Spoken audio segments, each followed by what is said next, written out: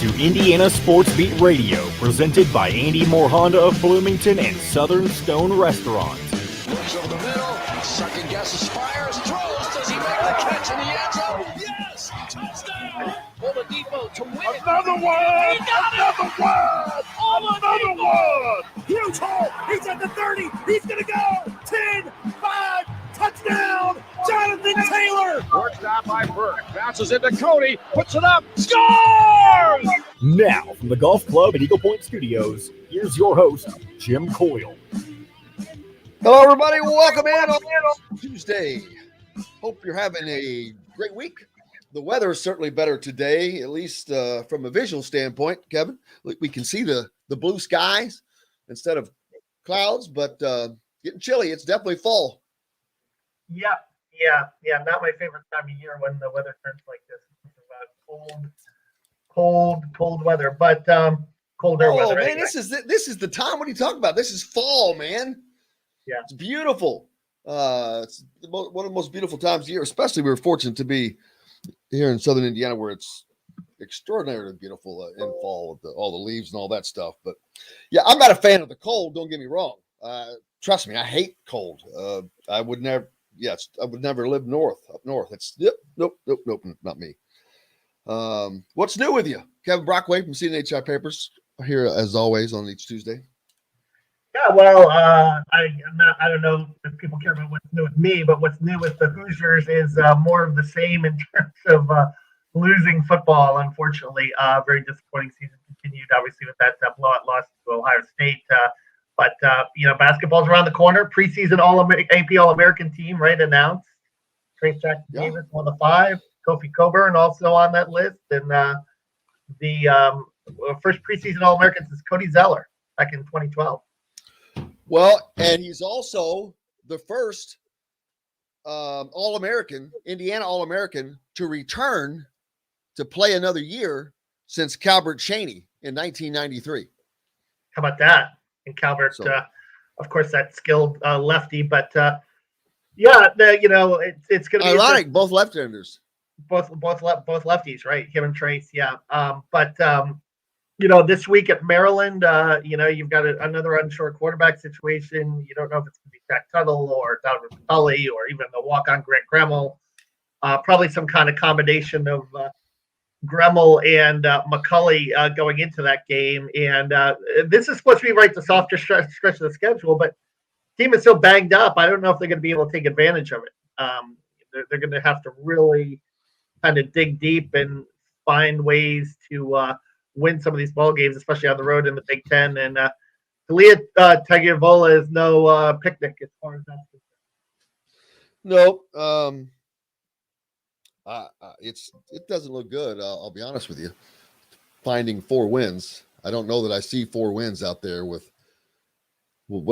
I don't know that I see 4 wins out there if they had Jack Tuttle back. I think if they had Tuttle back, maybe, but I'm just saying there's no guarantee. Yeah. I think the first thing is Maryland, and then after that, maybe you beat Rutgers, Minnesota, and Purdue. But right now, Minnesota and Purdue's kind of an inconsistent team. They're a little bit of a confounding team, but and Rutgers is obviously like Indiana, struggling after having a season last year where it looked like they had a little promise under Greg Schiano. They're going through a lot of what Indiana is going through this season in terms of taking a step back. It's interesting. Indiana, Northwestern, and Rutgers, 3 teams that I think maybe in retrospect took advantage of the pandemic situation last year and were able to sneak up on some guys. I'll take a step back this year. Now it's Michigan State, certainly showing its muscle a little bit and reasserting itself in the Big Ten East. Yep. We'll certainly get to see it. I know a lot of people are ready for basketball to start November 9th, but football season's got to go on. It doesn't look good, I'll be honest with you, for getting to a bowl game, like I said, and that sucks because after the last 2 years of going to January bowl games, it's going to be very, very disappointing if that ends up being the case, in which it looks like it is. But oh well, that's we can't change it. It is what it is. Plenty more to get to. Off season, right? I mean, will there be staff changes? I think that's going to be. Well, that's a gigantic question. and what do you do? Where do you look? And obviously the offensive line is underperformed. Do you look there? Do you look, at the offense in its totality, and make changes there? But I think that there will be some changes that will need to be made, what direction they go in that remains to be seen. Yeah, because it's like yesterday I asked Nick Sheridan, what changes can you make and what changes do you have to make? Because changes have to be made. There's no question. I don't think that there's a question to there because nothing's working or it's not working. So you have to change. But we could beat that horse all day long. And it's just unfortunate. They're not going to have the season that a lot of us expected, but finding out why, that's the thing, because everything's there. It seems to be there. That was my question to Tom Allen yesterday. John, if you can find that, I know you can't just grab it right now, but we'll play it after a while whenever you do find it. But I asked him, the offensive line was supposed to be one of the anchors of this team because they're all veterans. They all got experience, and there's a little bit of depth there. But it hasn't materialized. And it's the same guys as last year. How did they get worse? Eric Kreider was a big guy. I think he was an important guy in retrospect. The center. That's the one guy that you lost that I think really hurt. And, I think over the last 2 or 3 years, losing Wes Martin and losing Stepaniak, who's an NFL guy, I think the line has progressively eroded in terms of talent. Just because you have guys coming back, maybe they have certain abilities to them. But I do think, I do think they've played some pretty tough defensive fronts to start the year. So let's see what they do the second half of the season. Well, it's certainly going to be a little bit easier. There's no question there. I don't think anyone can argue. Indiana played probably the toughest schedule in the country in the first half, Kevin. I mean, almost every other than Idaho and Western Kentucky, every other team was ranked. Not only ranked, most of them were ranked in the top 5 at one time. Yeah. So there's no question that it's been a bear of a schedule. And when you play that kind of a schedule, what happens along with the losses is the injuries, right? That's what happens. And that's what's happened to this team. This team has gotten incredibly beat up throughout the whole year. Losing 2 quarterbacks, losing, a lot of guys in the secondary that they lost. It's been pretty tough sledding so far with regards to that. And I guess there's hopes this week of Tywan Mullen being more healthy. He only played a few snaps in that Ohio State game. Reese Taylor getting back. And they're going to need them in the secondary facing Talia against Maryland because that's going to be they're going to throw the ball around the yard quite a bit in that game, and you need all the cover corners that you can get. And I think they were exposed a little bit against Ohio State in that regard when you have all those NFL receivers and you're limited in the secondary. You're playing Noah Pierre at corner, who's trying as hard as he can, but he just doesn't have the ability to stay with some of those guys. This is Mike Krzyzewski's last season coaching basketball, and I just saw that one fan bid $1 million for 4 seats to his final Duke, North Carolina game. It's interesting. Yeah, no. How about that? Yeah, Coach K was on the cover of Blue Ribbon magazine, and probably a number of national magazines as well for this his swan song. And can he go out with another national title? He's got 6. It would be something. I don't know if he quite has the squad this year to do it. They're a preseason top 25 team, but I think that it's going to be certainly it'll be emotional. It'll be interesting to see what kind of reception he gets at all these different arenas throughout the country with the fans back. Yeah, especially North Carolina, but I think it'll be fine. I think there's just a lot of respect there for what he's done and what he's accomplished. Yeah. Yeah. And so, they're at the end of the day, most fans at most places are good people. You just have certain ones that are jacklegs. certain bad apples, yeah, at every fan base. But and that's just life. Yeah, that's just life. Let's see. You ought to talk about Deshaun Watson trade, NFL action. How about the Colts the other night? Man, what a great win by the Colts. Talked a little bit about it yesterday. We'll talk more about that on Thursday with Matt Taylor. But that was a good-looking team right there. Yeah, the defense made quite a few plays. Xavier Rhodes had that nice interception at the end of the day. Is that Kwity Paye, the first-round pick, getting on a sack? And they were getting pressure on Garoppolo. They were doing a really nice job, and Jonathan Taylor running the football. I mean, you take a look at the Colts, and you take a look at they basically kind of gave that game away against the Ravens. That's the one that you kind of regret. That's the difference between right now being 3-4 and 4-3. But you've got the Titans coming up again here in Indianapolis, and you have the Jets and the Jaguars. I mean, you could get a nice little run there with those games coming up. Yeah, I was going to say something else too, and I forgot. But how about the Bengals? Are you kidding me? Joe Burrow has made a difference, man. Wow. Yeah, he has destroyed the Ravens. He has looked really good, and that whole offense looks good. Joe Mixon running the football. Yeah, they're on the come. All young guys. That's a lot of young guys they have that have turned that. Yeah.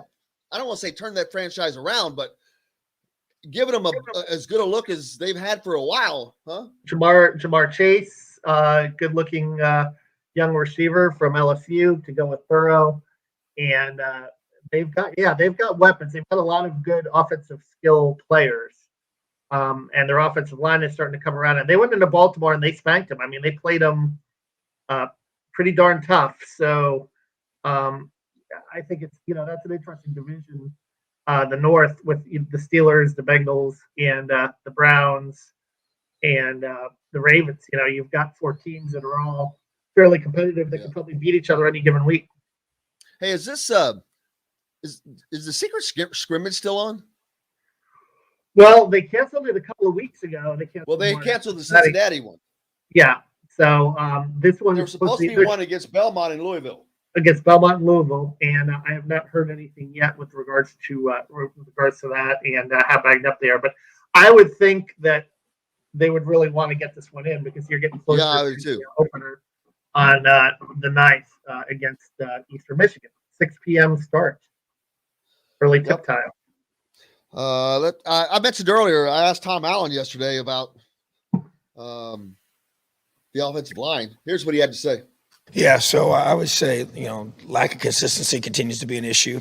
And just going through, I felt like even just watching it again, we're going to go through and look at even just some, making some, if we have to make some movements there to get some other guys involved and just to be able to address as guys continue to develop throughout the season. But I think it's been isolated breakdowns. You got certain things happen the way they're supposed to on certain plays, and then the next one not. But it can happen, and it was just isolated situations where one guy got beat one-on-one. It happened several times, and it can't happen, in those games, those situations, key third downs, or, creates a tackle for loss, and you get penetration, and it just disrupts everything, So communication at times wasn't what it was supposed to be, and yeah, it's been frustrating and disappointing without question up front, but they got to just, keep battling and got to get better, and we got to coach them better. We got to improve those guys. Like I said, we'll make some adjustments if we need to here this week and to get the result we want, But yeah, it's an area that we need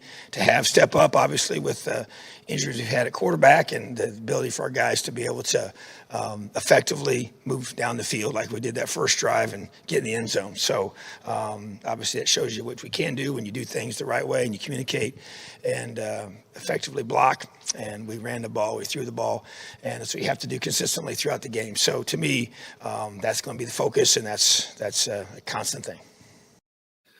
There's Tom Allen answering that question. And there's not a lot more to say about that.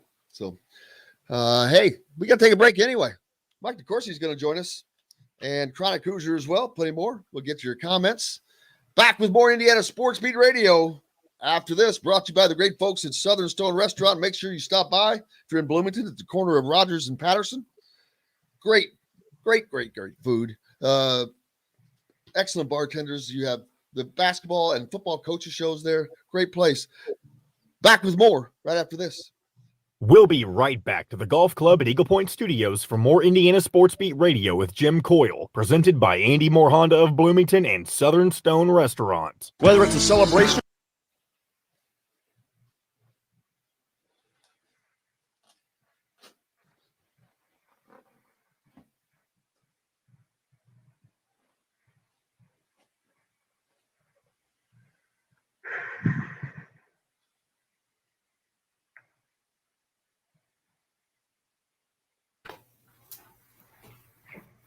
There he is, Mike DeCourcy.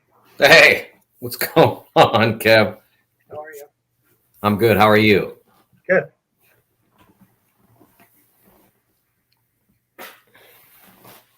Any thoughts on preseason All-American team? Or The AP one? yeah, I don't see Colin Gillespie as that level player. I mean, I'd take him on my team every day of the week, but I don't know. Maybe he comes out and has this great year, but you look at his numbers from last year when he was pretty much the same guy. They're okay. I just don't see him as a top 5 player in college basketball. it doesn't seem like there are a lot of great guards this year, huh? Yeah, I'm trying to think. There's so many really. See what colors it to an extent is that there are so many established big guys, and they're still in college because the NBA doesn't want them.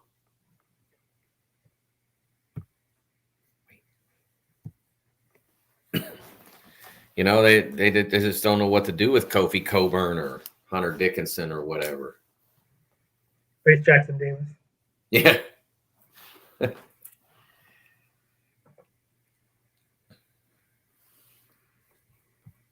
Have you seen them practice at all or anything?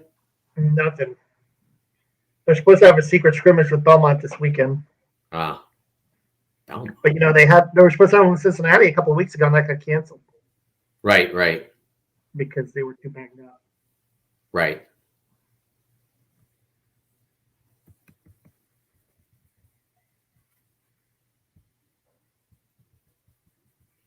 I mean, they've got a pretty soft early schedule. St. John's will be interesting, I guess. That'll be the third game. St. John's has Julian Champagne coming back. He'll be good. All right, coming back from break. TheHoosier.com is where you'll find complete Hey, Mike. coverage of the Indiana Hoosiers, as well as coverage of the Hello, Big Ten. Jim. Simply go to TheHoosier.com and sign up. It's free. You can also catch Indiana Sports Beat Radio there each day at your convenience, or you can find it any place you podcast or on this station each weekday. If we're not on the station where you live, we should be. Ask for Indiana Sports Beat Radio. This segment is brought to you by AAA Insurance. Now back to the Golf Club at Eagle Point Studios for more Indiana Sports Beat Radio with Jim Coyle, presented by Andy Moore Honda of Bloomington and Southern Stone Restaurant. Welcome back. It is Tuesday, Indiana Sports Beat Radio. How are you guys doing? Thank you for joining us. The great Mike DeCourcy from the Sporting News joins myself and Kevin Brockway from CNHI. Now, Mike, how are you? I am well, Jim, and I am wearing my U.S. Women's National Team pullover. See, 4 stars. This is in honor of the great Carly Lloyd, who will play her final game with the U.S. women tonight in St. Paul, Minnesota. I think it'll be her, I don't know, I 330th cap or something like that. An amazing career for someone who really had to work to get to where she is. An example to every athlete. I don't know that I've ever encountered an athlete who worked harder to become great than she did.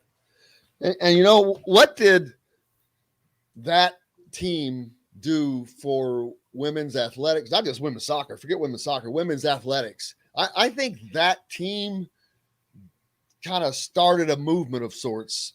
But you were much closer, would know much more than I do. But I get that feel that man, a lot of stuff came from that women's team right there.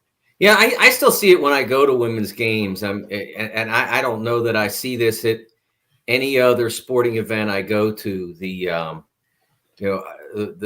number of parents who take their young girls to go see these games and how really engaged they are. I mean, I go to a baseball game and you see you see a segment of young kids, but not an overwhelming number. Same with football or basketball, whatever.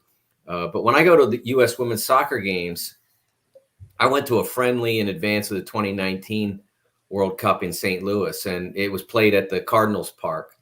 And it was just, it was filled with tens of thousands of young girls with their parents or with or in groups with their soccer teams or whatever. And you can tell the impact they continue to have, the women's national team, the impact they continue to have on a generation of young female athletes. It's really inspiring to be a part of if you ever get the chance to go. The terminology in soccer, I just love. It's like listening to someone speak another language, because is it called a friendly in advance? Is that what? Yeah, friendly is just an exhibition game, basically. Oh, okay. That's all it is. Yeah, that's I love their terminology. I'd heard it all before, but I love their terminology. But yeah, and this it's.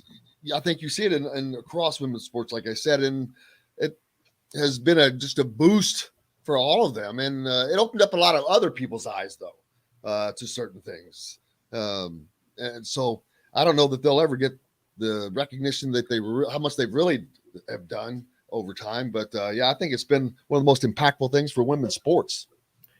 Yeah, I think that they do. I think they are acknowledged for what they are. Of all the women's professional sports, the women's national team probably get, other than maybe a tennis player like Serena Williams, the women's national team probably next in terms of public recognition. So they do get the chance to be acknowledged for what they've accomplished, more so than perhaps the great women's Olympic basketball team, which hasn't lost since like 1932 or whatever it is.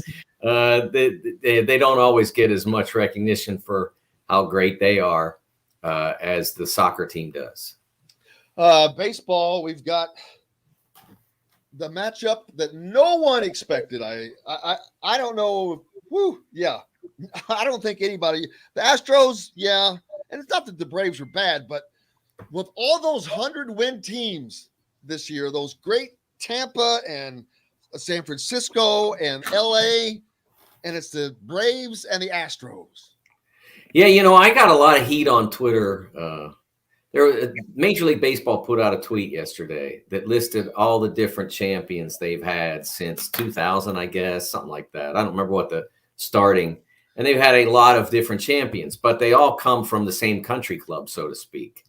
And I quote tweeted the list of MLB champions, and I said, it's so cute when Major League Baseball pretends to have parity, because again, it's like the number 5 market against the number 8 market or something like that. That's what Major League Baseball considers parity. Is if it's not the Yankees versus the Dodgers, hey, we went all the way down to number 5 versus number 8.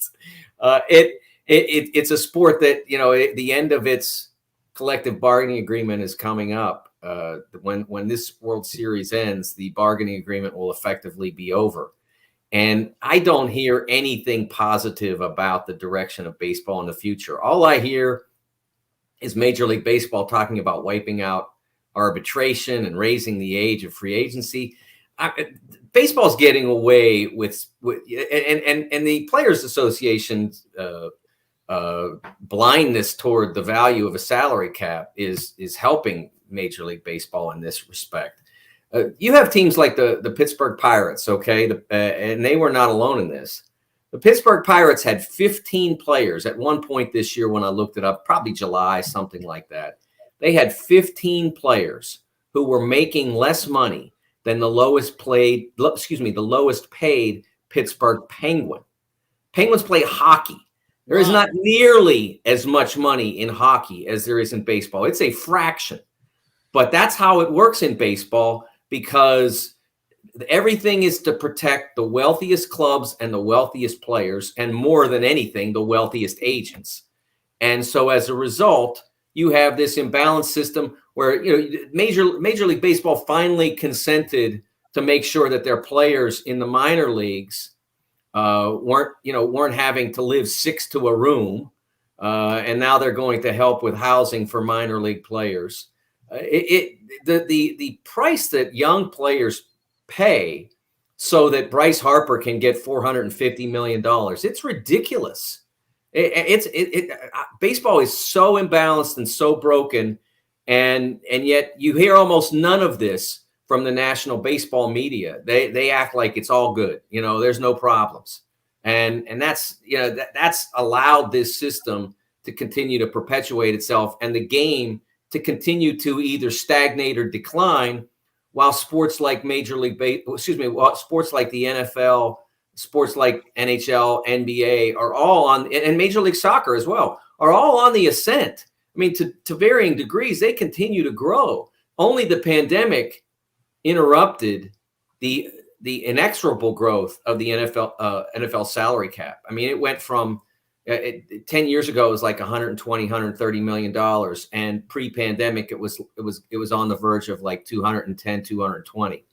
I mean, you're seeing such a huge growth in NFL earnings, while Major League Baseball, I mean, even their minimum salary, one of the reasons why that Penguins Pirates stat is true is the Major League Baseball salary is less than the NHL salary. How can that be? That's impossible. That seems impossible. It seems impossible. The minimum salaries, yeah. Well, I think it's a system, Mike, that, and it's you could probably blame Marvin Miller and the unions and free agency, but I think it's probably it's a system based on you have to kind of like earn your stripes, but when you get to the highest level, you make the money. Whereas, I mean, is it wrong? Is it necessarily wrong? And the NFL and NBA, if you remember, they kind of curtailed that so much. Remember the Sam Bradford contract coming out of the draft where he was making tens of millions of dollars without taking a snap because he was hyped in the draft. You were getting that, and then they kind of put a minimum on that as well. So or lower salaries on NBA and NFL. So I think there's a counterbalance to that in a way.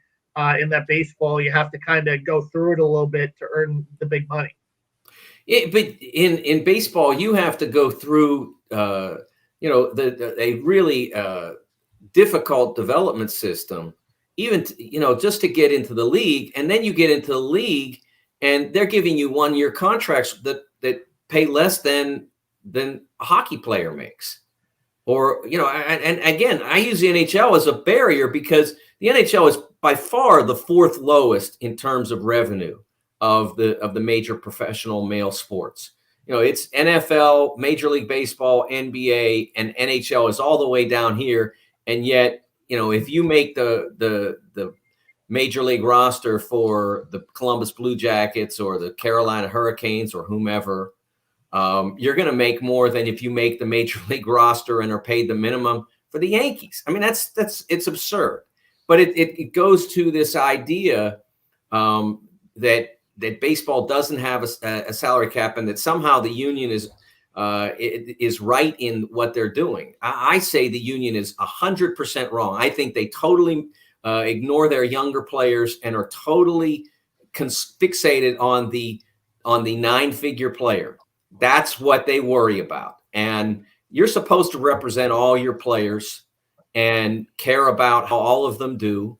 And you're supposed to worry about also to an extent the health of your business so that everybody can continue to make money. And you don't see that in Major League Baseball.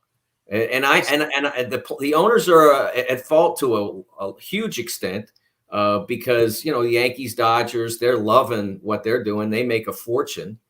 And then the teams like the Pirates and the Reds, they try, to varying degrees. The Pirates not trying very hard at all right now to be a good major league team, but they're trying to rebuild toward that. But at the end, they're probably not getting over the hump because almost no one does. You look back over the last 15 years, you have one market from outside the top 25 that's won a World Series. three total World Series in the last 15 years, one from outside the top 20. It's just so imbalanced in favor of the highest level markets. And seems like the Reds will never see the World Series again. I don't think. It feels like that. They have to get another group of good young players. I'm sorry. They need another group of great young players, and then they have to get aggressive if they get that team in place, and then they have to get a little lucky. The Kansas City Royals did that several years back and got over the hump. And they've had 0 winning seasons since that. I mean, they went from the World Series champion to 500 the next year and to below 400 within 3 years. That's typical of teams that reach that peak, go for it all, and then just fall off the cliff, because that's what baseball, the economics set up.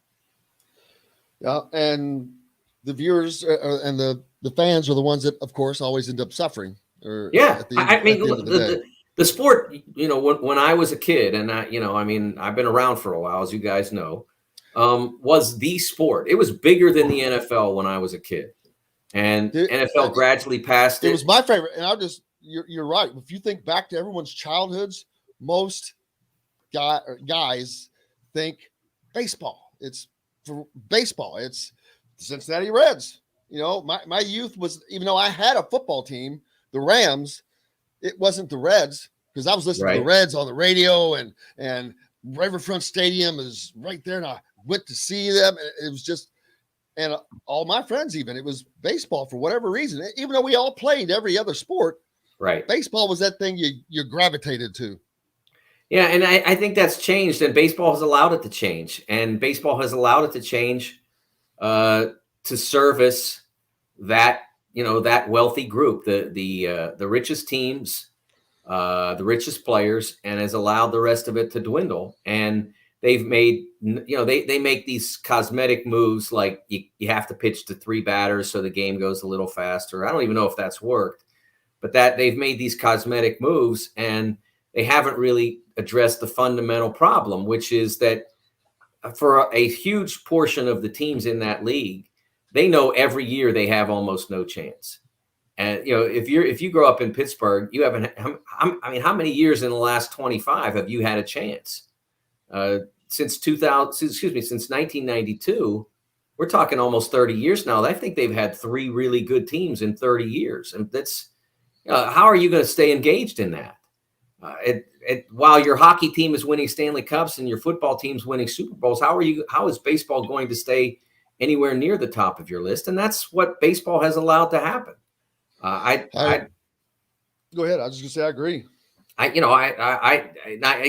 Kevin's sitting here thinking, my team's one of the rich teams and they can't get anywhere.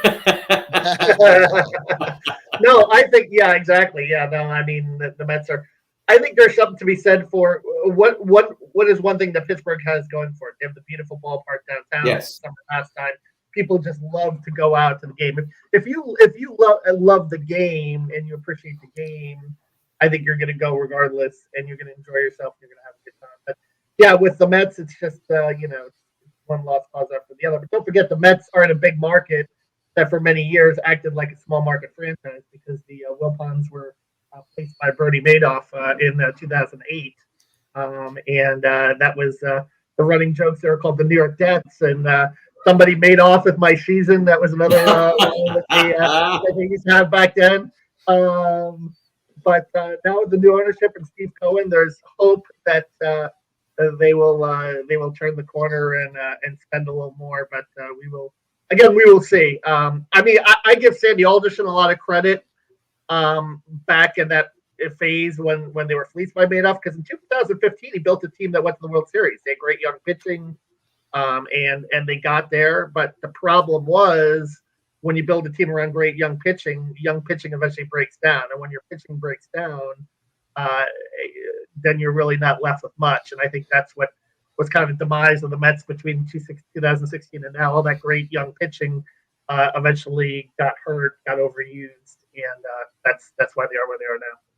Hey, we got a lot more coming up. Mike DeCourcy's with us right now. Kevin Brockway, of course. We'll be right back in just a couple of minutes with more Indiana Sports Beat Radio, brought to you by our good friends at AAA Insurance. If you live in Southwest Indiana, Southern Illinois, AAA Insurance, get covered by someone who cares about you. Just reach out to them and give them a call.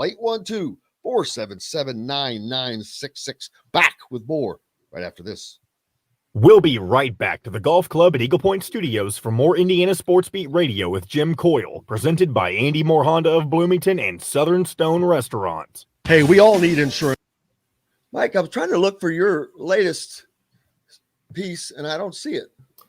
We had our preseason top 25 out yesterday. If you want to talk about that. Yeah, I did see that. I do have that. Yeah, I got some teeny weeny blowback from Indiana fans who say I overlooked their Hoosiers. You know what? Well, and that's the first thing I looked for is to see if they were ranked, and they weren't. And I'm like, well, but why would they be? They haven't won a meaningful game in how many years?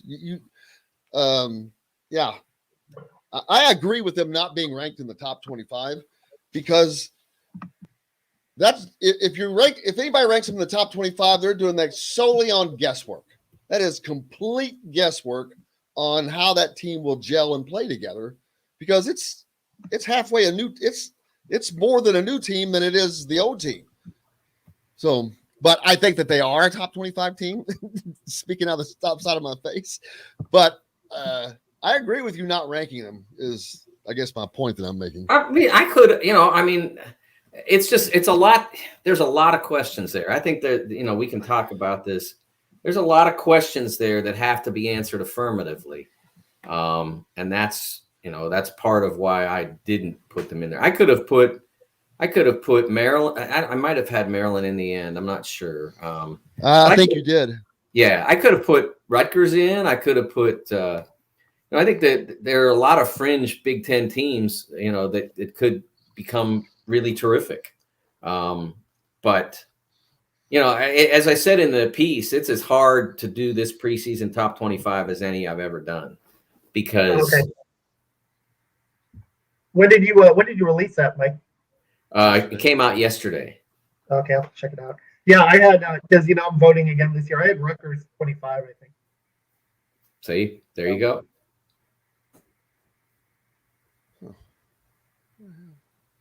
I don't know if I put Maryland in though. I don't think I did. I could, I think an argument can be made for or against just about everybody. Michigan State, I don't think I had them in. I don't think so. I should really look and know this. Michigan State, I think not. Where's the top 10? All right, coming back from break. Or how about a brand new 2021 Honda Passport? Also 0% APR financing over 48 months and $0 down. Get more to your door with AndyMooreHonda.com. Come see us at the all-new Andy Moore Honda, now in Bloomington. This segment is brought to you by Remax Advanced Realty, Indy Home Pros team by Cheryl Sizemore. Now back to the golf club at Eagle Point Studios for more Indiana Sports Beat Radio with Jim Coyle, presented by Andy Moore Honda of Bloomington and Southern Stone Restaurant. Hey, we're the Monkeys. Welcome back, Indiana Sports Beat Radio here on this Tuesday. Mike DeCourcy from the Sporting News joining us as he does, and Kevin Brockway from CNHI Papers. Yesterday, the Sporting News released their preseason top 25, of which, Mike, you're not only a big part of that, probably the whole part of that. But our All-America team, I get a whole panel together because we're part of the NCAA consensus. So it shouldn't just be me and three other wide bodies. So I get a nationwide panel for that. But for this, it's just me. It's right. Because it's my projection of what the college basketball scene will look like. And certainly I run it by everybody else on the staff if they want to have input, but this is pretty much, our backup college basketball writer's got the World Series going on. He's got bigger things. Ryan Fagan is on, and he was complaining on Twitter all night about the fact that he had to get up at like 3 a.m. for his flight to game one. So he has bigger things to worry about than whether Indiana's in the preseason top 25. But I did get a little heat from a couple of IU fans that are saying I'm going to be wrong, and I very well could be. There's a lot to recommend the Hoosiers. There's also a lot of questions, especially at the most important position. They've got two options. Do they have a good option? I think that'll be interesting to watch with Robert Finney, the incumbent, and Xavier Johnson from Pitt, who I've seen a lot as a former Pittsburgher. I've seen him play a lot of basketball. I saw one of his early practices when he was a Panther. So I know his game, and I know what he's capable of, and I know what the detriments are. And so it's up to Mike, and I know that he's a terrific coach. We'll see whether he can get the best out of Xavier and make the combination between he and Robert work great. What are the detriments, Mike? What's that? I'm sorry? I said, what are the detriments, Mike, with Xavier Johnson? Well, I mean, he's extremely dynamic. He can really score. He's an effective passer, but not an elite one. He can get a little bit one note at times. Tunnel vision kind of player at times. And then there's just the fact that he's not been a winner, and I'm not blaming him on that. I mean, but I think there's a difference between playing college basketball and winning college basketball, and that's a big, that step from one to the other is not easy. We've seen lots, and we saw the Hoosiers really for 2 years with a good team. At one point, sort of kind of get over that hump in 2019-20, and then not get rewarded for it, but never really all the way over. And then last year keep falling off, in part because the players didn't necessarily have the confidence and the belief. They were structurally not ideal because they were three small guards, none of whom was an elite shooter, two bigs who couldn't stretch the defense, and it just didn't totally work. But they were always right there, and they always kept slipping off. And so what the group that they have in place now understands is how not to be good. How to be almost good enough, but not good. And getting over that to being, especially in a league like the Big Ten, where you're almost always going to be challenged by somebody that at the minimum is you, that, could go either way. And at the maximum is, last year's Illinois or last year's Michigan, where they know how to win. They expect to win every night.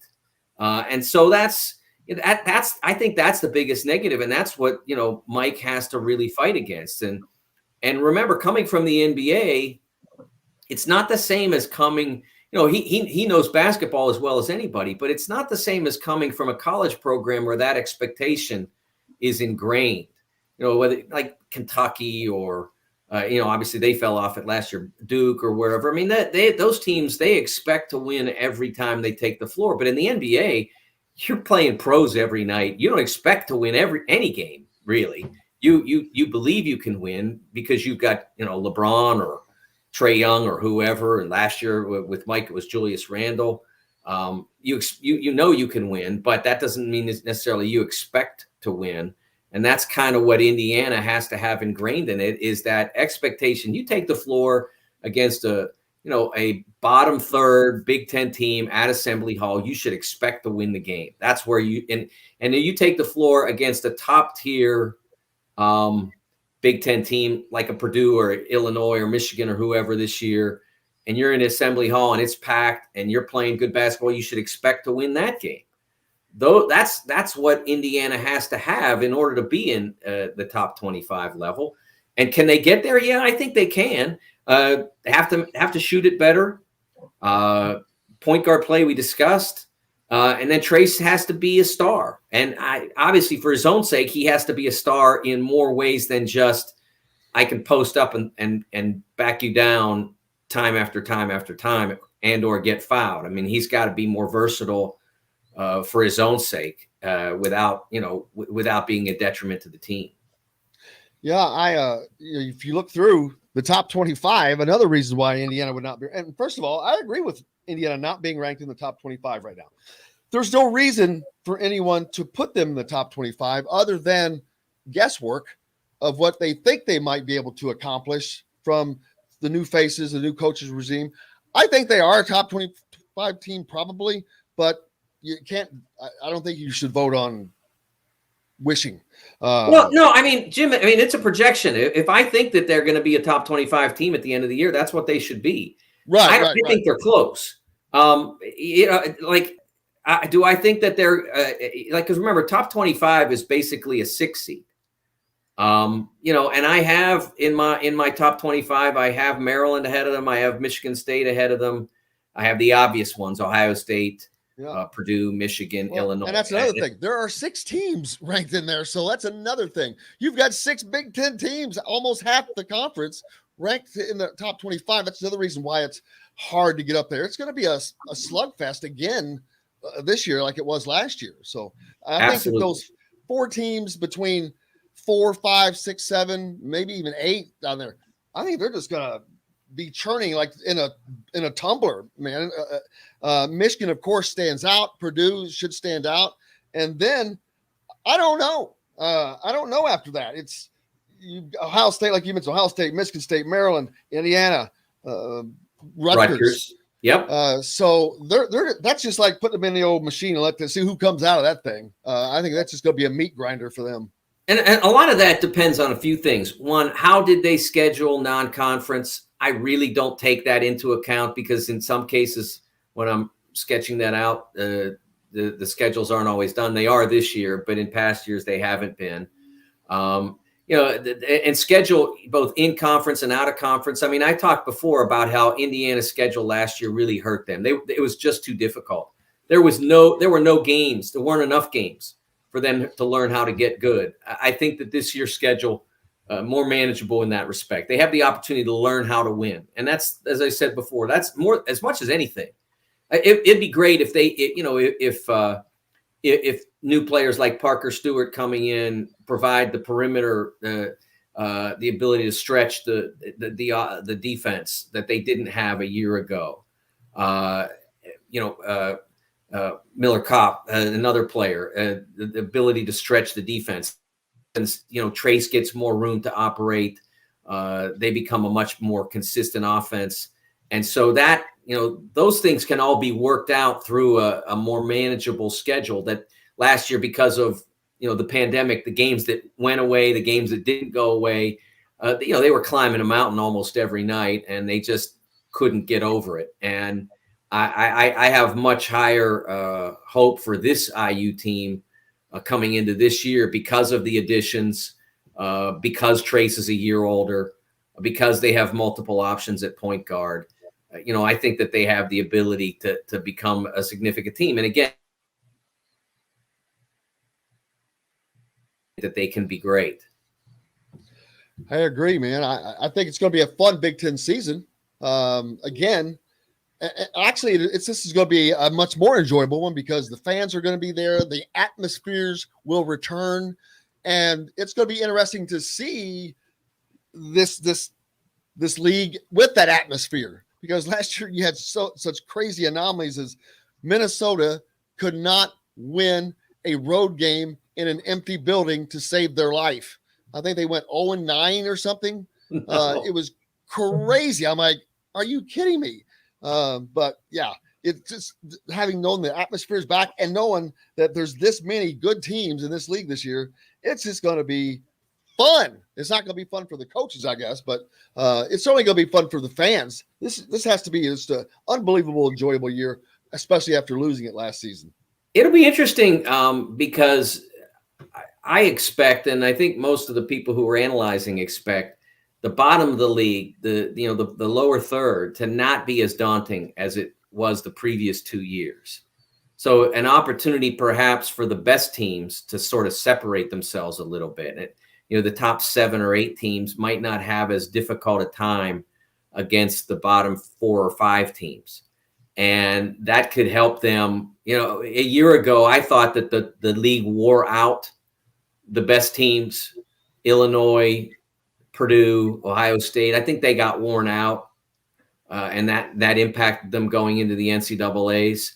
I don't think that will be as much. They'll still have a lot of tough games in this league because we know that there are going to be 7, 8, not perhaps 9 really good teams.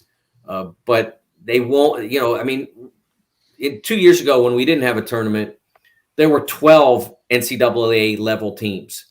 And and they could easily have had, and they would have had 10 if there had been a tournament. So it won't be like that this year. I don't think the bottom, 10, 11, 12, 13, 14, 11, 12, 13, 14, they shouldn't be as daunting as they've been in the past. What do you have coming up next? I know you just worked on that top 25, so you got that out. But I have a column today that just appeared on, my discomfort with the number of teams that seem to be angling to give away the next 7 drafts of theirs in order to be, in order to get Deshaun Watson away from the Houston Texans.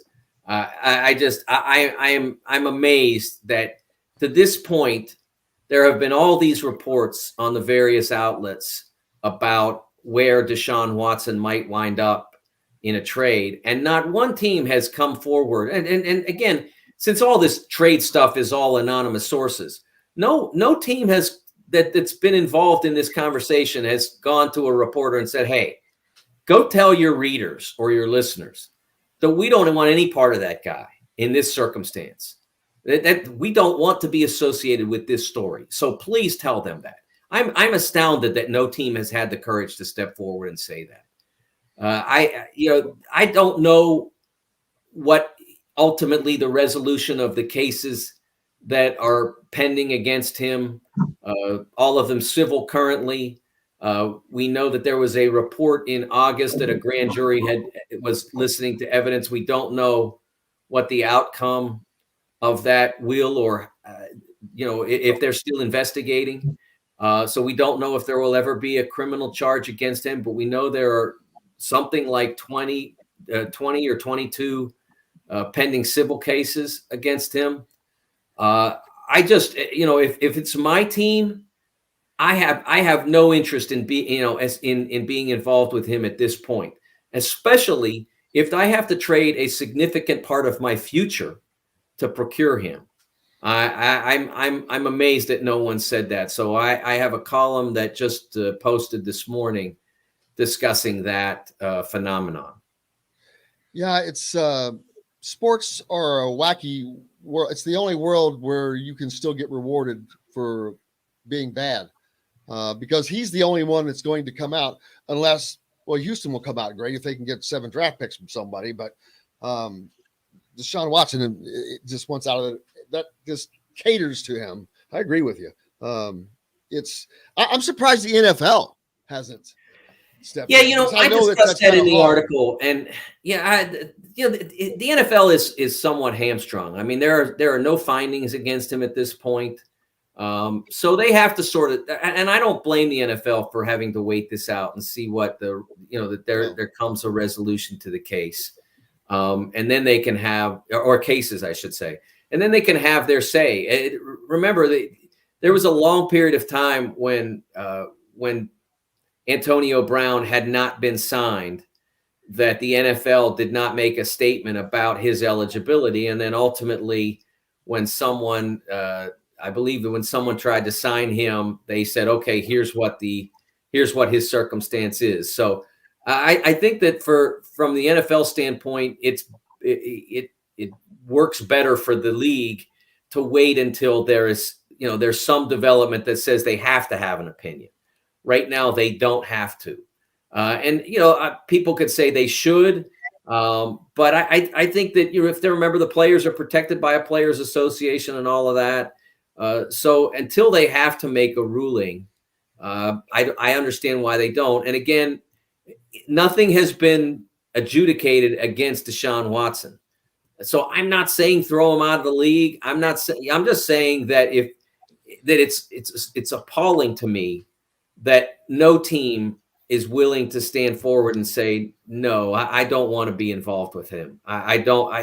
This is not a good time to be in the Deshaun Watson business.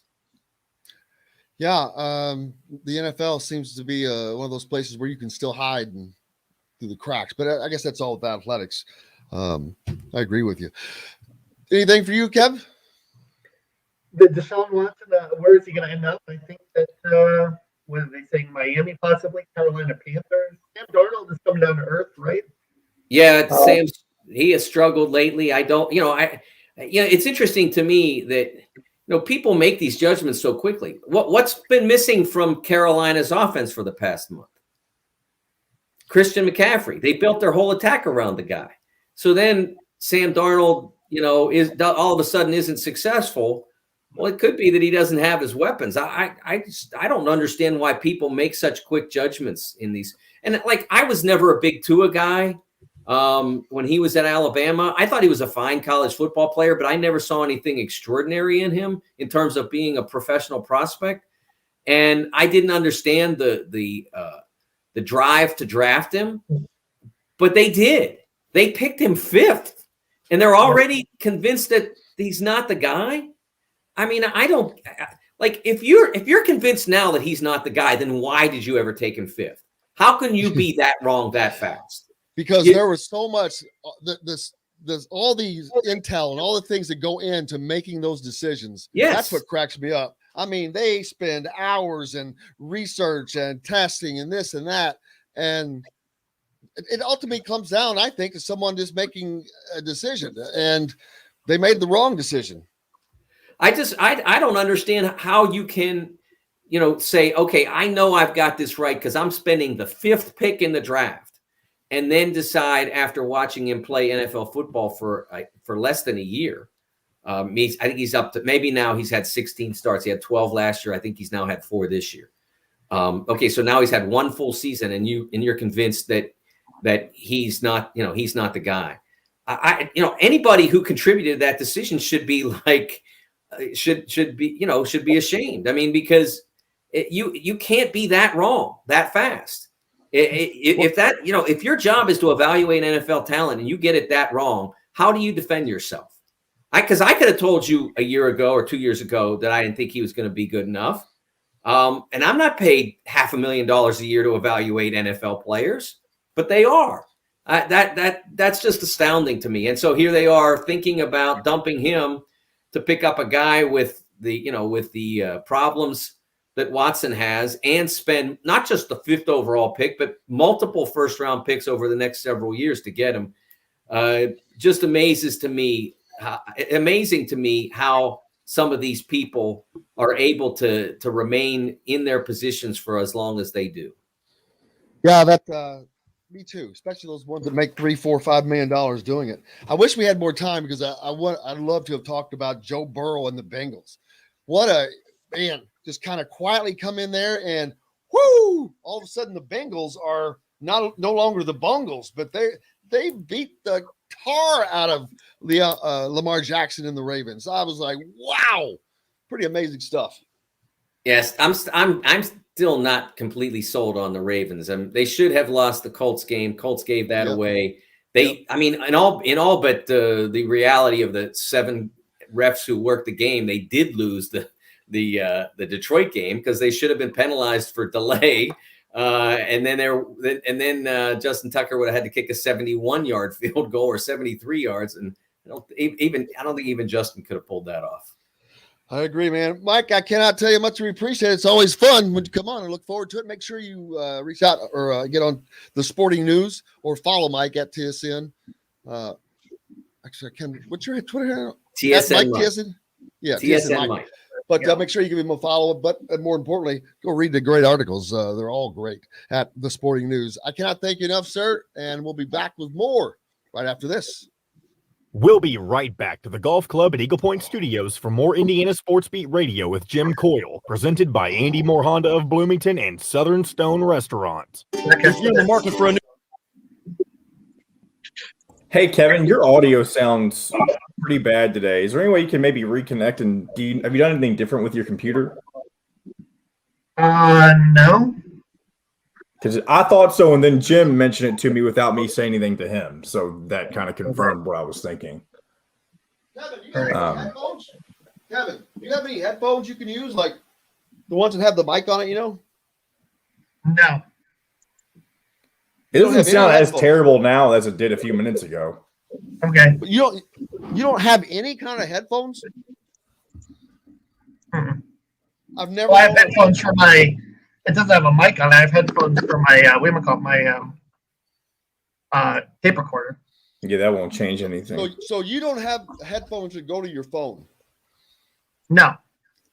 You're the only person that I know that does not have some kind of headphones. I can agree with I that. bet you. Probably. I bet you I have 20 pairs of various types of headphones. All right. Tell me, give me brother. one you can. I'll take it. I will, absolutely, my brother. How's it going, man? What's happening, fellas? Just doing rehabbing like you, my friend. Oh, boys, they got me pushing that weight right now. Starting Friday, they've had me actually doing lifting. I feel like my legs are now made of Jello.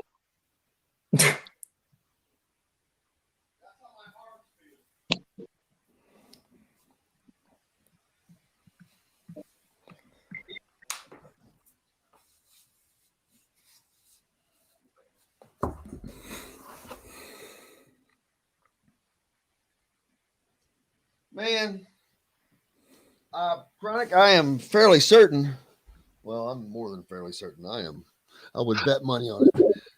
No bowl game this year, man. That's probably an understatement at this point. I think we have to re-examine success or failure, and it's, if we can get to the finish line, maybe keep the bucket and avoid having a mob outside of the north end zone calling for everybody's damn heads. You know what? That's probably seriously the only thing that can salvage what I expect to be a 5-7 season. And 5 may be pushing it right now, depending on what the quarterback situation looks like going forward.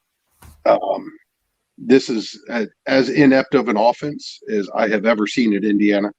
In that, basically the bulk of the Ohio State game absent that first drive. Yeah. And All right, here we go. Stay for dinner at Sam's Clubhouse. Sam's Restaurants, professionals in the art of food and drink. This segment is brought to you by Andy Moore Honda of Bloomington.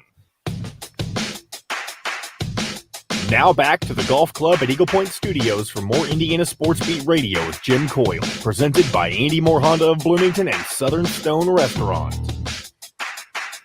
Welcome back.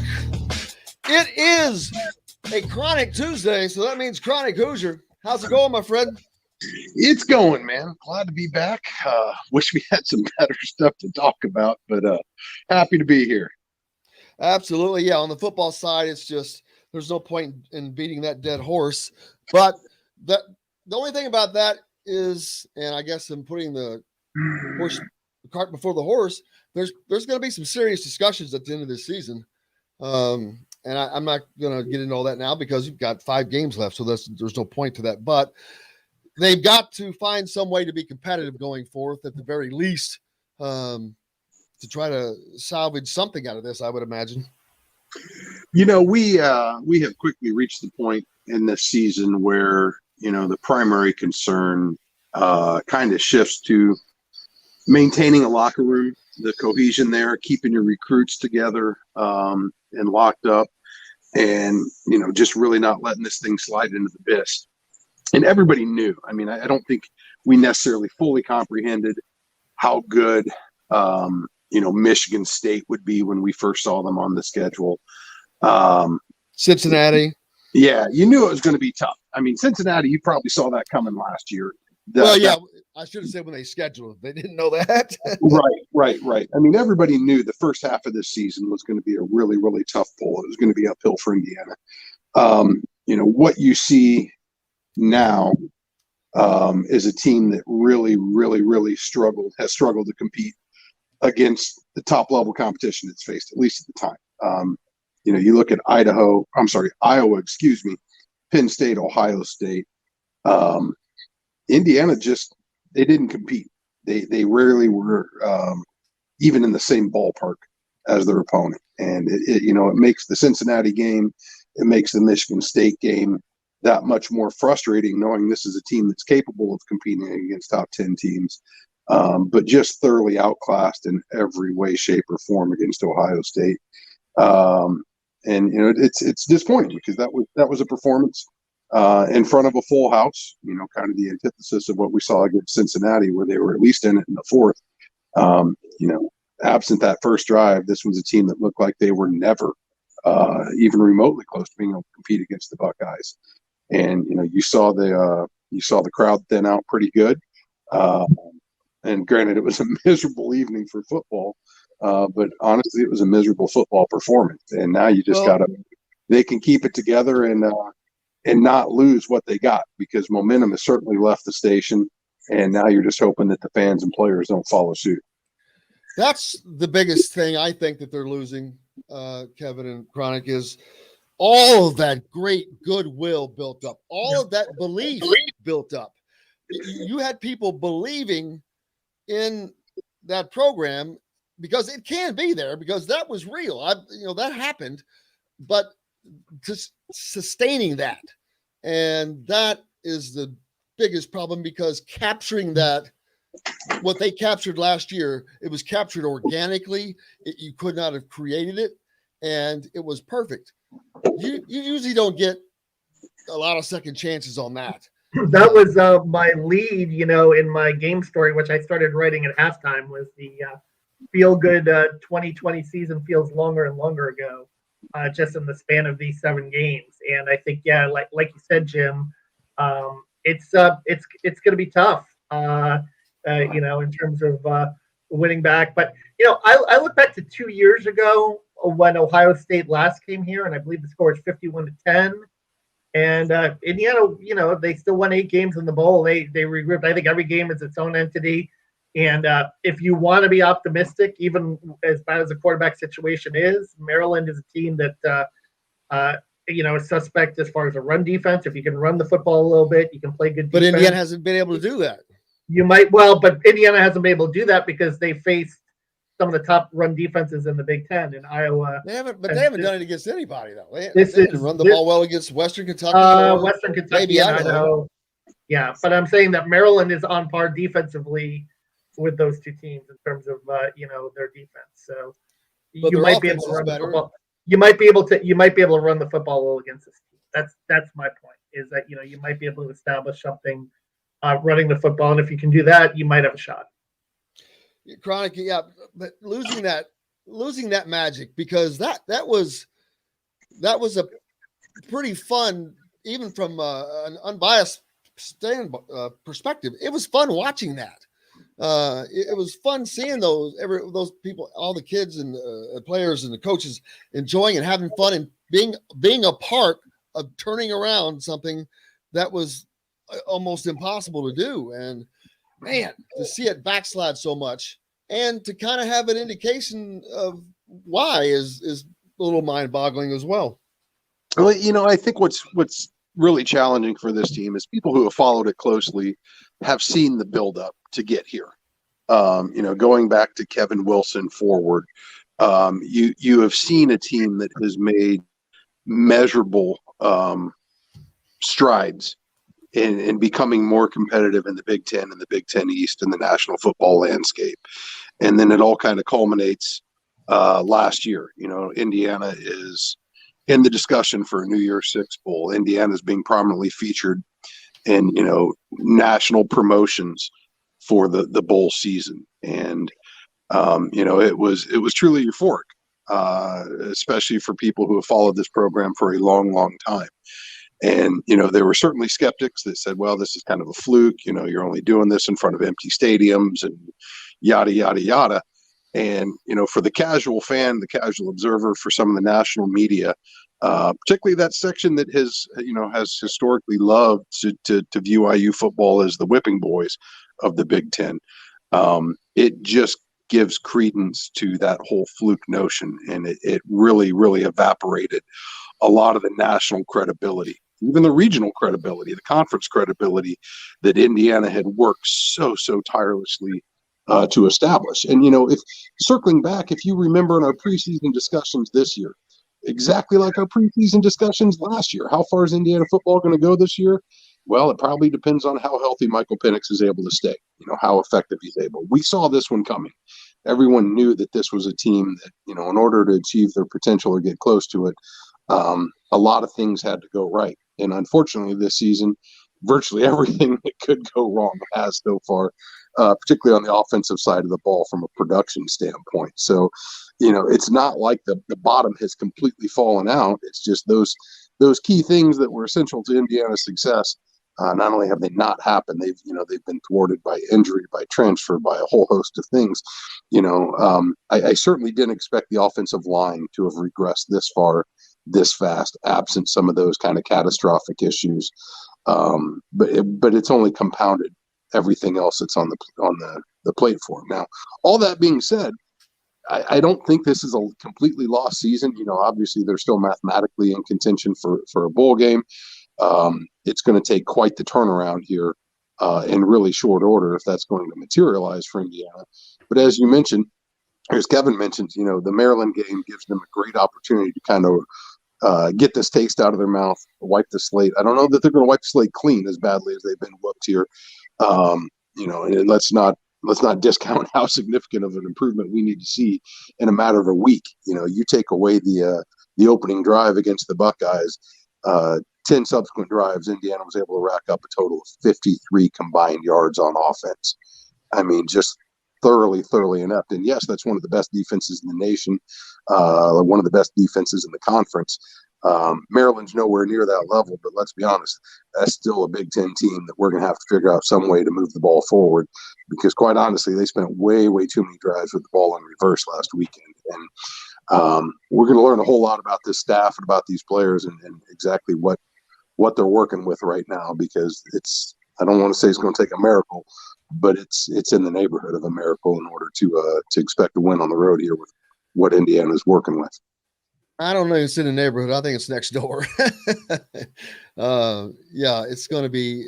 But my only issues with it, or the situation is, well, and we got to remember, they lost 2 running backs to the transfer portal during the season. What a blow that has been. And then, but the quarterbacks, Jack Tuttle should be prepared. He was the top 11 quarterback. This is his 3rd year in school, I think. So he's not really a backup. It was kind of when Peyton Ramsey was and Michael Penix were battling out. They both were at a high level, but that high level is kind of disappeared from the quarterback position, seems. And I actually thought, that opening drive was probably one of the better performances. Best drive of the season, I think. I mean, honestly, it was. It really was, when you consider what they were running up against, the conditions they were playing in. I was absolutely over the moon after that outcome until you see Jack limping off the field. And, that's where, you talk about a 180 to go from this is literally eye-poppingly effective offense to, your QB number 2 right now, by the coach's own admission, is nowhere near ready to throw the football. They did not have packages available where they thought he could be remotely effective, and they've got to bench him for a walk-on. This wasn't something that was totally unexpected. It's not like you just burned through your depth chart all in one game. You knew where you stood going into this one. You knew what type of defense you were going up against. Obviously, it's not optimal for a number of reasons, but to turn around after a drive and have to insert a walk-on, especially considering all the praise we'd heard up until this point about how good we looked at that depth, maybe not immediately, but for the short, for the near future. And then to come out and basically acknowledge we were nowhere ready in the preparation in order for him to even remain in the game for consecutive drives. You got to take a step back here and go, I understand there's a whole lot of things that went wrong that got us to this point, but there's a whole lot of negligence seemingly behind some of the preparation that left Indiana just with their pants down on national television in prime time against the cream of the crop in the conference. And, they did not look like they belonged on the same field as the Buckeyes for the remaining drive for the rest of the game, quite honestly. Yeah, and it's a shame because, like I said, they work so hard, and there's so many of those. We know the entire team has worked hard to get it up to where that level that they reached, but to watch that slide away has got to be tough. So hopefully they can recapture that. Basketball's coming up soon. I know you got to get out of here, but less than 2 weeks, around 2 weeks away from Indiana basketball tipping off. Yeah, that's another one of those where it's a different level. Apparently they weren't able to scrimmage again this weekend. They've had to cancel both of the secret scrimmages now for a lack of healthy bodies. Kind of scratching my head going, exactly how many guys do you have ready to go? Is it really something where it's better to shut everybody down than, maybe play some of your even walk-ons if it's at that point? We are 2 weeks away from the season, and I'm not going to second guess anything until we see product on the floor. But increasing alarm and concern as the season draws near, what exactly they're going to have available when the season does finally tip off here. Obviously you've got an All-American, preseason All-American in the middle, but there's a lot of really intriguing pieces that I'm not sure how many are going to be available when this thing starts. So it's there's a whole lot of balls up in the air right now. I don't want to get too deep in the pool of speculation on it, but just hoping they've got time to get at least a steady rotation available for play, and just see where this thing goes, because there's a lot of promise in this season for Indiana basketball for a whole lot of different reasons. But when you talk about a new era, it seems, at least on paper, like this is a team that has potential to perhaps over achieve from where a lot of people are pegging them right now. Pomeroy's rankings just came out, dropped earlier this week. Indiana's looking at a projected 10-10 schedule. If the guard play is where I expect it to be, this is a team that should be able to hopefully shake it up a little bit and maybe outkick some of the expectations this season.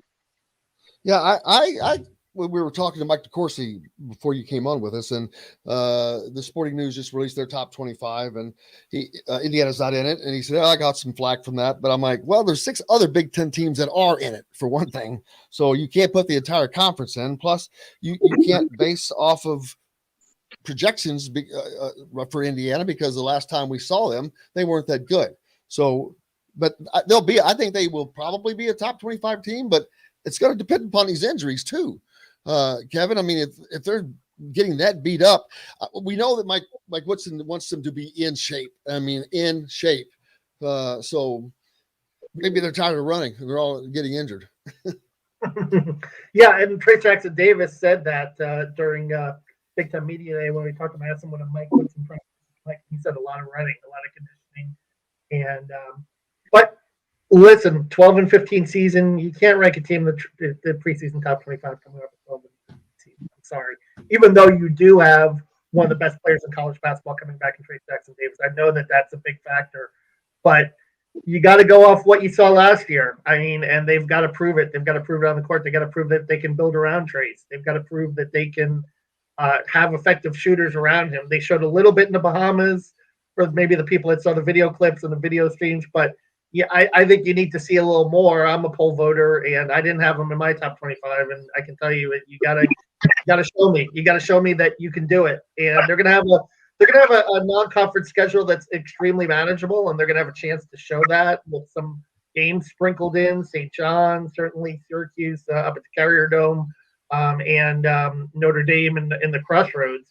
But you got to show it. You got to prove it at this point. In my mind, anyway. I agree. Chronic, your thoughts? I think this is a team, from everything I've gleaned so far, kind of like the Tom Allen approach to football, quite honestly. If you play defense well enough, you're going to be in a position to win a game. And that certainly sounds like that's been the emphasis throughout the bulk of the offseason since Woodson took the reins here.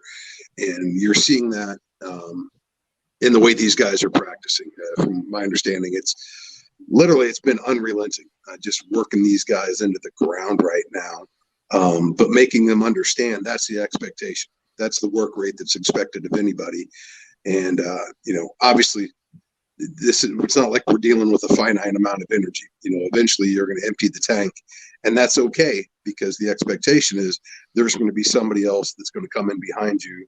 We're not going to have too big of a drop off, at least as far as some of those defensive outputs, and we're going to keep the pressure up, and we're really, really going to work in order to make teams struggle to score against us.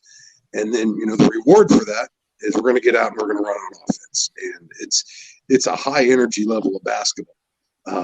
And from what I've heard, these guys are working harder than what they've ever worked in their lives.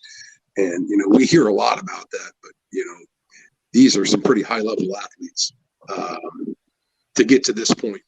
And when you hear the testimonials, if you will, coming out of practice, they ain't never worked like this before. The expectation has never been this great as far as what they need to bring from an energy standpoint in order to get those minutes. So a lot of bodies are kind of breaking down under the weight of that expectation. But, ultimately, like Kevin said, the proof's going to be in the pudding. We'll see if they can make it pan out. But as he mentioned, this is about as favorable of a schedule as I think you could ever imagine for where this team is, kind of in its transition, and really giving them a chance to let guys work into the rotation, let guys work back to healthy. They're going to be able to make some mistakes and hopefully survive it. Obviously the St. John's, the Syracuse, the Notre Dame, those are going to be kind of the benchmarks where I think we'll have a better understanding, at least after Syracuse, maybe where their natural position may fall in this year's Big Ten. But I think it's going to be surprising, the level of improvement, and probably as much as anything, the buy-in. That's one thing that really stands out to me at this point on the cusp of the season. There's a whole level of enthusiasm, and obviously everybody's enthusiastic coming out of the offseason. Every team got bigger, stronger, faster. Every team's together. Every team's, sunshine and rainbows at this point. You get a sense there's a lot of belief in those words, though, right now, more so than what we've heard in the past. I hear you.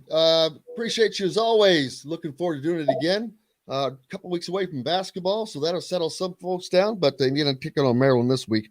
But Chronic Hoosier joining us here today, brother. As always, we appreciate you. Thanks for having me, guys. We'll catch you next week. As always, Chronic. We've got more coming up here on Indiana Sports Beat Radio. Back with it right after this. We'll be right back to the Golf Club at Eagle Point Studios for more Indiana Sports Beat Radio with Jim Coyle, presented by Andy Moore Honda of Bloomington and Southern Stone Restaurant. Whether it's a celebration or How long is the break? 4 minutes. Okay. 3, but that's fine. Close enough.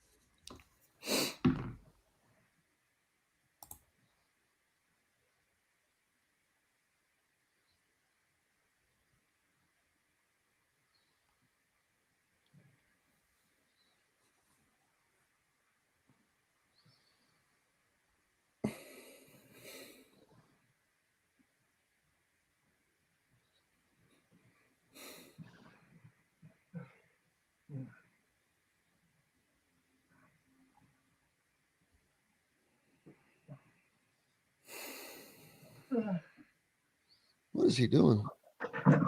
Stretching. Coming back.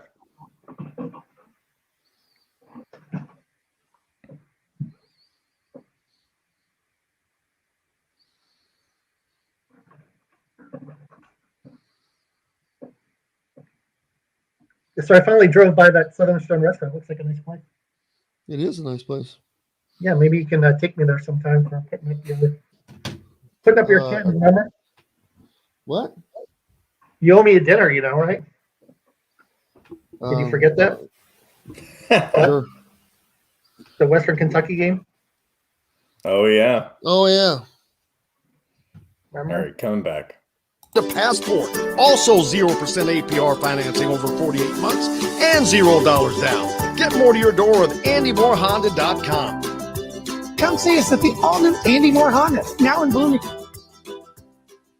This segment is brought to you by Aurora Specialty Sleep Clinic.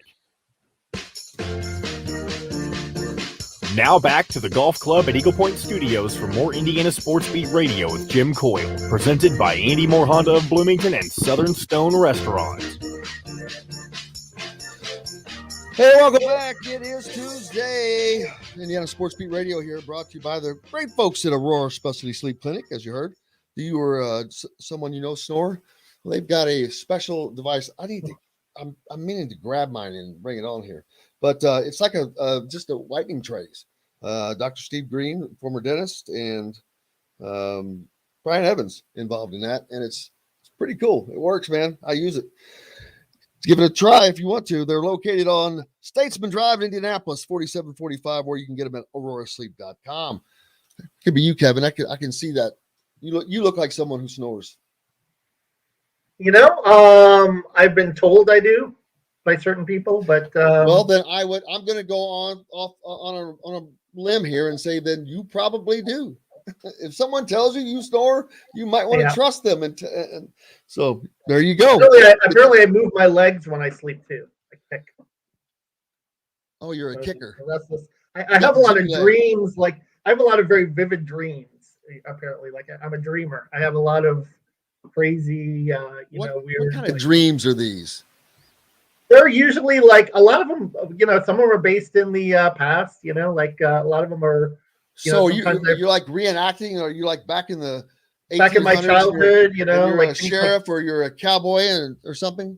No, well, just things like back in my childhood and stuff, or everything like that. And it usually, lately it's involved a lot of family members, which I think is telling me that, maybe I'm a little lonely out here because, I'm kind of disconnected from family. I have family in New York, I have family in Florida, and I'm here kind of in the Midwest, with, not many people around me.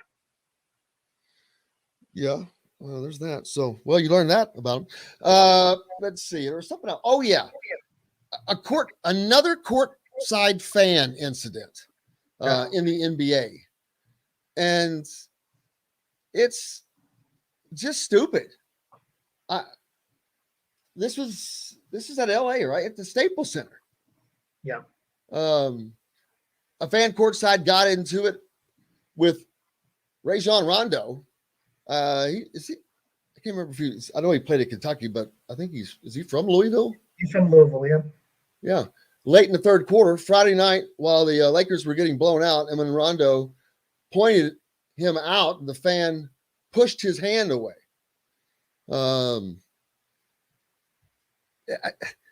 What idiot thinks? I know what idiot. If you have the kind of money, I guess, to sit down there, those people are not used to being told no about anything. And they think that they have some right that they don't have. I think that is just idiotic, allowing people that close to I think you should put up a glass like the hockey windows that are above the boards. Put up a glass so they can see through it, but can't touch it or whatever. I mean, it's ridiculous because one of these days, one of those fans is just going to get jacked and punched right in the head. Well, I you think get the wrong guy that has, like Boogie Cousins, when he was in having, let's say, issues controlling his temper. Man, you imagine a fan doing something to him, he'd kill him. I think that's part of the allure, though, of having those courtside seats. Is that's why you Well, you got to turn we just Is that lost your volume there. Is that you're that close to the action? What? I said we're losing your volume. You need to get closer to the mic. Okay. Is that, I think that's part of the allure of it, is that, we would call it, you have to, you're that close to the action. You want to be a part of it. You want to be a part of the game. Well, I know it's the allure, but you have to. I know it's the allure, but you have to have enough sense to know that allure stops in dreamland at reality, and that's it. You're not on the court. You're not allowed to be on the court. You're not allowed to be with the players. You have to have enough sense to know that, and some people don't. So you put up the glass partition, you're probably going to have to lower the prices of those seats. I think that's why they still see they're that close. They're still just as close to the action. Yeah, but they're not, feeling a sense of it. They're not having that. You put a partition up, I think it would, diminish it a little bit for that fan feeling part of the action. So is a slightly diminished return better than eventually some fan getting punched in the head or another Malice at the Palace? Well, I think what you have to do though is I think you just have to, have a zero tolerance policy when it comes to that. Like, just. And I think most do though. Yeah. There was someone if those aren't his season tickets, that season ticket holder could possibly lose his season tickets. And those cost a shiny penny. Exactly.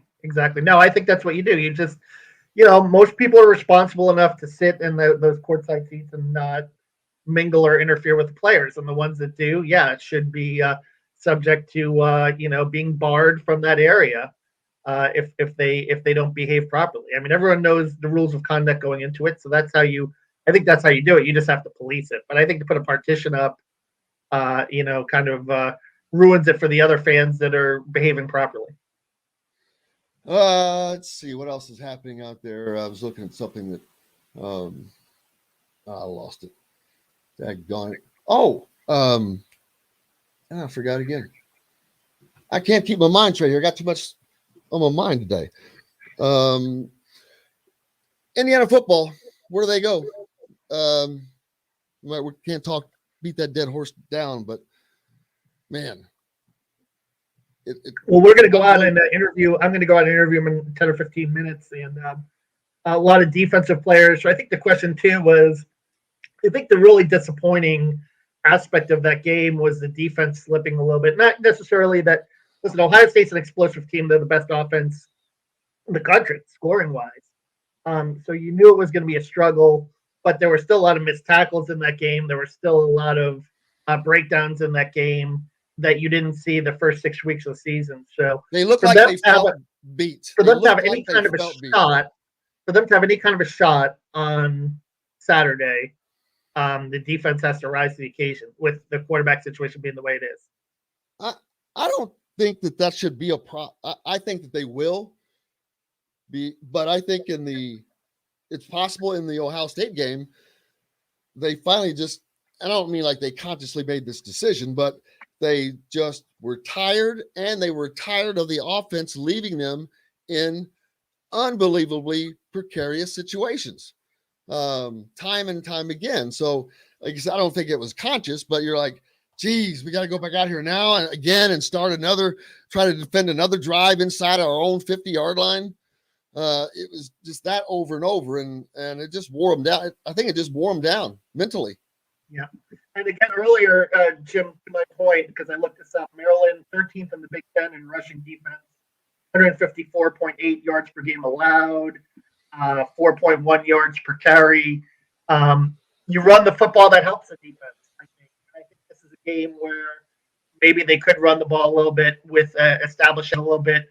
Even with a running quarterback in McCulley, too, you have him in the game. You can kind of maybe do with regards to that time of possession, which would help the defense. That's got to be the game plan coming into this week. You just make it a running game. Maryland might load the box a little bit, but maybe you wear them down that way. Yep, that's we got to take one more break. We'll be back with more Indiana Sports Beat Radio, brought to you by our good friends from Aurora Specialty Sleep. You can reach them at aurorasleep.com. Back right after this. We'll be right back to the golf club at Eagle Point Studios for more Indiana Sports Beat Radio with Jim Coyle, presented by Andy Moore Honda of Bloomington and Southern Stone Restaurant. Whether it's a celebration or just I think for the first time ever, I was not expecting a break. Excuse me. Don, is the audio still spotty or no? So it's at times it's very clear, but I think other it's times you it partly. kind of fades in and out. I think it's partly you. You got to stay up on your microphone. But wow, so I'll you're so when, I'll when use you my go- work computer next Hey, week. I'll use my home computer next week, brother. Well, that'll Okay. probably be way better. My personal, so I'll when- use my personal one, yeah, because my personal one I've been When- using the last few weeks, and you have no Hey, problem. so when you bought your phone, that all phones come with headphones. Well, I got this from CNH. I didn't buy it; they gave it to The me. phone, Yeah, they didn't give me headphones with it. Yeah, but you had a phone before that, right? yeah, but I traded it in because I didn't need it anymore. Yeah. You know what? This is going to be a good segment. I'm just gonna make fun of his phone headphones forever for the last 15 minutes. No, not just that. I'm but just kidding. I'm kidding. It should be discussed. Why should it be discussed? I don't care about my headphones. You know, the listeners don't The care. people, the The people want don't to know care. People don't care. why. about that. No. Why don't you have headphones, Jack? What's wrong? Why don't you? What's about Jack? Why don't you have headphones? What was his name? I forget. Why aren't you popular with the Chicago Police Department? Yeah, but what was his name? His character name? Oh, Why I don't you have? forget. Yeah. Why don't you have headphones? You don't Yeah. have. You don't really don't have. Come on, Jack. When are we gonna be? Like when are we gonna- are you talking about like a Bluetooth? That's what I need, a Bluetooth or something? Or well, that's Not even Bluetooth. doesn't have to be. These right here that I have just all over the place. Yeah. You can have this pair. I got like 4 pairs of these alone. Two wireless sets. all right, This has a microphone built into it. that's nice. Yes. They're crystal clear. I'm surprised you don't have one just for working. I have headphones from my micro cassette recorder that I use to, when I transcribe. That's what I do. Yes, from 1960. My micro cassette recorder is, it's fairly new. It's not like, it's not an old one. George, have you seen George? He uses a cassette tape. Yeah, I know George does. Yeah. I'm convinced does he really work for somebody?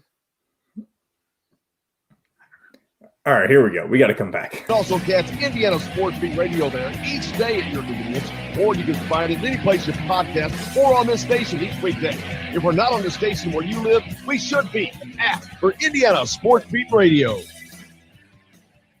This segment is brought to you by Bubba's 33 in Clarksville. Pizza, burgers, beer. Now back to the golf club at Eagle Point Studios for more Indiana Sports Beat Radio with Jim Coyle, presented by Andy Moore Honda of Bloomington and Southern Stone Restaurant. Welcome back. Indiana Sports Beat Radio. Brought to you by Bubba's 33 in Clarksville down in southern Indiana. If you're down around the southern Indiana, Clark, Floyd, Harrison area, right off the I-65. Great place to go watch a game for you folks down there. I discovered today that Kevin does not own a single pair of like phone type headphones. Phone type headphones. I have headphones from my recorder, my micro cassette. But that's recorder. that's just a headphone only. But like the phone headphones that everyone has like 40 pairs of in a drawer somewhere, he has none of. And I cannot believe that. It's shocking that you don't. Well, use you that can for get me a work. pair. You can get me a pair. Bring me over a pair. And I will leave those. I will give those to you right there. I promise. Thank you. I've got more just like it. So I'll get Yeah, into I would the think- 20th, 21st, second or 21st century or whatever. Yeah. I was going to say I was going to say you're getting into the 20th century. The next will get you into the 21st century. What are you working on next, by the way? I have got women, the Big Ten basketball pages are done. Thank God. They will be in CNHI newspapers across the state, across the country. Lots of good stuff. I wrote about a lot about the big guys, basically, in the league and what that means for the league, the number of quality big guys returning. You look around this conference, I mean, you've got Hunter Dickinson, you've got Trace, All-American, Kofi Coburn. It is going to be a battle royale every night in this league, I think, with the number of quality. I think it's going to be better this year than it was last year, Kevin. And last Travion year was Williams, good. Yeah. You know, an underrated guy actually at Penn State, John Harrar, is a strong, tough offensive rebounder type. But on the flip side, I don't see too many really great guards in this league this year.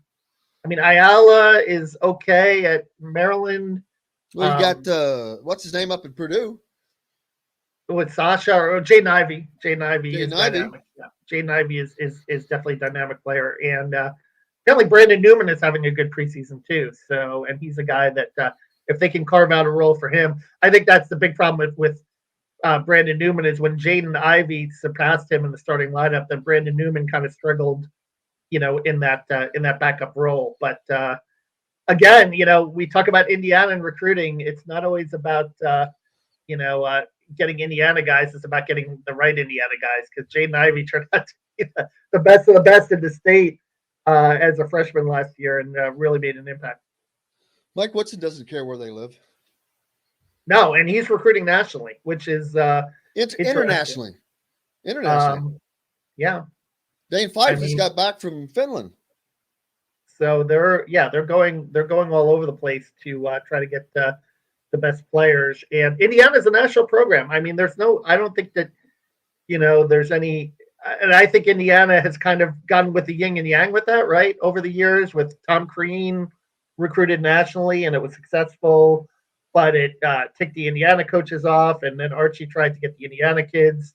I think in a perfect world, you have a blend. And I mean, you have Trace from Center Grove, obviously. That's a key Indiana guy. You had Armand Franklin. Armand Franklin is the one guy, I think, that you probably wish you could have kept on this team, because I thought he really emerged last year as a proven perimeter guy and could have really helped them in the system. I agree that he would have flourished, because if he's wanting, and if he wanted to improve his game and his profile, staying at Indiana under Mike Woodson was the thing to do, not go to a guy. How many pros come out of Virginia? Well, DeAndre Hunter, pretty good. I'm not saying never. Malcolm Brogdon. I'm not saying never, but it's not like that produces a ton. That style doesn't produce a ton. And he could have stayed at Indiana and gotten NBA type coaching, NBA type education on that, and he would have benefited much more. I was shocked that he left. I really was. I was like, wow. He would have been so much better off for his future had he stayed. And yeah, I agree. He would have been the linchpin at guard for that team, for Indiana, I believe. And it would have made the transition easier. There would have been familiarity. And then you have great competition. Xavier Johnson, those guys. So yeah, it definitely would have made things a lot better for Indiana, but I think they're fine. That 6-game losing streak at the end of last year was in large part due to Armand going down. They just didn't have anyone that could replace all the things that he could do offensively and defensively. If you remember the game-winning shot against Iowa, I mean, he was really terrific. He was one of their better players last year, and but we will see if somebody steps up, if Parker Stewart steps up and takes that mantle, if Xavier Johnson does.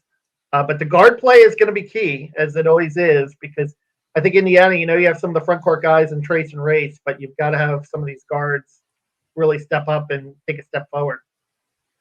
We were talking earlier with Mike DeCourcy. The top 25 came out with his top 25, really. I didn't even really say what it was. We didn't even go through it, but he's got Illinois at number 3. Of course, no one's really going to argue with that. He's got Purdue at number 5, which that's pretty common. Then let's see, Maryland is number 9. So you've got 3 Big Ten teams in the top 10. Then you drop down to number 16, Ohio State, 21, Michigan State, 22, Maryland. And Indiana fans they cannot complain that they're not ranked, because I'm not saying that they're not a top 25 team right now. Nobody knows. I don't know. Fans don't know. The coaches don't know. But I think that they will be. Definitely can be and will be. I'm trying to look up my ballot right now because, I turned mine in last week. I'm an AP poll voter, as you know. I think I had produced 7, if I'm not mistaken. And I think I might have Michigan up there pretty high. When do you have to send that in? Sunday night? You send it in every Sunday night, but I was, for that, I sent it in the Saturday of the Michigan State game was my first ballot. So it was. I can't wait. I can't wait I can't wait. We can. Well, each week when the season starts, we can talk about that. Talk about my ballot. Yeah, but do you not have a copy of it? I'd love to chat about that right now. See if we've got. Yeah, I'm trying to look it up right now. There we go. Okay, I got it. Gonzaga 1, UCLA 2, Kansas 3, Texas 4, Michigan 5, Villanova 6, Purdue 7, Kentucky 8, Duke 9, Tennessee 10. Let's see further down. I had Illinois 17, and I had Michigan State 21. I had Ohio State 20, and Rutgers 25. Oh, and Maryland 23. So how many Big Ten teams did you have in there? How many? 6 or 7? I might have had 7 because I put in Rutgers. Let's see. Then you probably have 7. Yeah, so I had Michigan, Purdue, and let's see, Illinois 3, Ohio State, Michigan State 5, 6. Yeah, 7. I had 7 in there because I had Rutgers in there. Yeah, and that doesn't even include Indiana, folks. That's what I'm saying. That is. You were telling me in the preseason you thought they were going to be a top 4 team in the Big Ten. That's what I mean, and you got 17. I said they can be. I said they can be. But so they're going to have to jump a lot of those teams to do it. That's what I mean. It's a meat grinder. It's a meat grinder. Yeah, I mean, they're going to have to jump a lot of those teams. Now, can they? I think they can get past teams like Michigan State, Rutgers, and Maryland. I think they could, and maybe even Ohio State. Who knows? I mean, EJ Liddell is back, but they're kind of suspect in the backcourt a little bit. But you're going to have to go out there and prove it and show it. I think Purdue, Illinois, and Michigan. Maybe a level above, but now Illinois, you have them at 17, and Mike's got them at 3. So I wish we could have talked about that. So next, man, we'll be able to. That would be great on Tuesdays. We'll be able to talk about both of those on each Tuesday. I cannot wait till that gets next week. We'll have to do that. We'll have to compare top 25s. Yeah, he must like Curbelo a lot. Curbelo still has to show me a little bit at the point guard spot. And they brought in the transfer from Florida, Omar Payne, who I know about, who is another guy who is another rim protector type, but he's kind of spotty offensively, but he could be good. There's Forrest Gray saying Curbelo, Illinois. Curbelo is got a lot of potential, dynamic point guard. But besides Curbelo, Jaden Ivey, who stands out at point guard in the Big Ten? Though, I mean, those are too good. I wouldn't even really call Jaden a point. I mean, Jaden's he's a scorer. He's a scorer. He's more of a wing than a point, I think.